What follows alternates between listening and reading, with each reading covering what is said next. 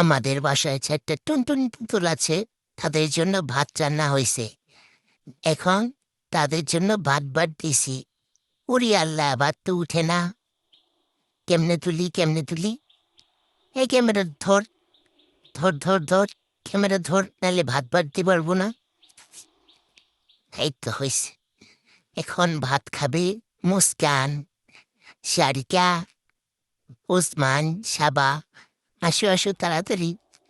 ভাত খেতে হবে, সুন্দর করে খাবা তোমরা। একটুও ফেলবা না। এই যে আম্মু যেমনে ফেলতেছি এমনি একটুও ফেলা যাবে না। সুন্দর করে খেতে হবে, বুঝছো?